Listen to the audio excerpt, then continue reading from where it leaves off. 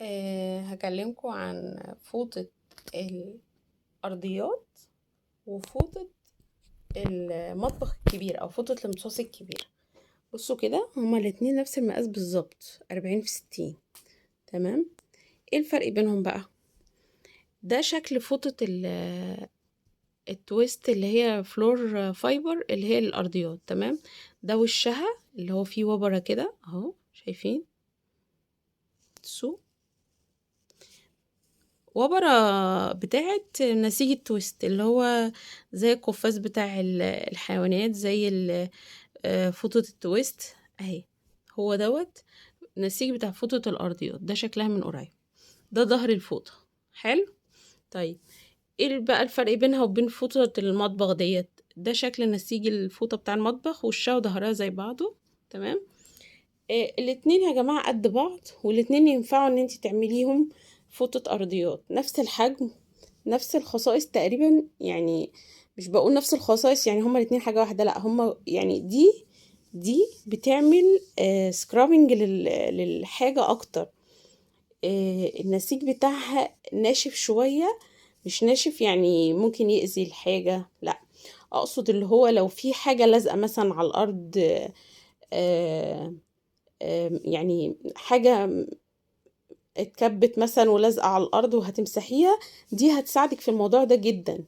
عارفين اللي هو الخيشة مودرن من الآخر، هي دي حلوة قوي يعني بجد والله. انا بقيتش يعني تقريبا ما بستغناش عنها يوميا. عندي على الارض كده تلاقيها حاجة وقعت، حاجة اتكبت، يعني مثلا بنظف في حتة مثلا مش طايلاها مش عارف ايه، لو مش عايزه استخدم المساحه واغير الغيار بتاعها والكلام ده كله، الفوطه دي فظيعه. بصوا انا مبهدلاها حرفيا يعني ما بستغناش عنها. تحت ال البتاع ده بتاع الميه، عشان الولاد مثلا الكوبايات والحاجات دي بيدلقوا ميه كتير، فبخلي دي اللي هي خفيفه ان هي تتعصر سهله. بصوا يعني مجرد ما بتمتص كميه ميه كبيره جدا، وفي نفس الوقت بتتعصر بسهولة جدا وتنشف بسرعة جدا. اللي هو انا غسلتها ومفيش نص ساعة لقيتها نشفت تمام اهي. تمام. ما بتعملش ريحة خالص صراحة، يعني مهما يعني ساعات مثلا بمسح بيها وما بقاش فاضية ان انا اشطفها دلوقتي، فاسيبها شوية واجي اشطفها، ما بشمش ريحة بقى اللي هو الريحة الوحشة اللي هي لما نسيب حاجة تكمكم والكلام ده. لا لا لا خالص، ده في كل فوط جرين واي صراحة. ما فيش ان هي الحاجة تعمل ريحة الكمكمة او الريحة الوحشة دي. فهي دي فوطة الارضيات.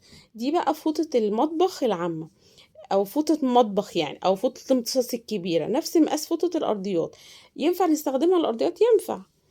هي مش تقول لا، هي الفكرة ان هي هتمتص مية. لو انتي مثلا الارض عندك مش بتحبيها مبلولة او عايزة تنشفي، هتنشف لك حلو قوي، لان هي درجة امتصاصها عالية، اعلى يمكن من دي كمان.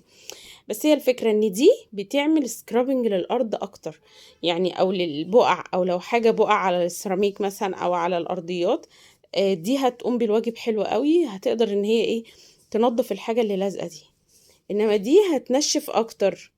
دي بتنشف بس فيها خاصية السكرابنج دي بتميزها. تمام. ووجود كمان برضو الوبرة دي بتساعد معاكي في التنظيف الارض، بتخليها فعلا بتبرق بعد ما تخلصي مسيح كده، تحسي ان انتي لمعتي الارض حرفيا. هل دي تنفع؟ دي تنفع برضو، مش هتقول لأ. نفس المقاس نفس يعني بتمتص برضو بكمية كبيرة. نسيجها بصوا تخين شوية عن فوطة الأرضيات. فوطة الأرضيات خفيفة، يعني اللي هي ممكن مثلا في العصر هتبقى ممكن تمتص كمية مية أكتر، فهتبقى سهلة برضو في العصر. تمام.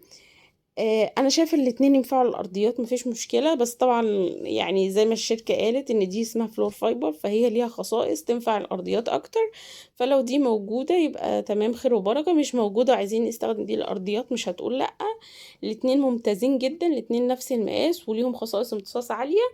واي حاجه في جرين واي صراحه بينفع ان انتي توظفيها اكتر من حاجه. الفكره ان انتي تحافظي على المنتج، تنضفيه بعد الاستخدام. ما تركنيش الحاجة مش نظيفة. يعني حتى لو عملتي كده يبقى أول ما تفضي مثلا تقومي منضفة الحاجة بالصابونة بتاعتها وركنها نظيفة، هتعيش معاكي سنين وسنين، وهتستمتعي بأحلى نظافة وأسهل نظافة مع جرين واي. شكرا.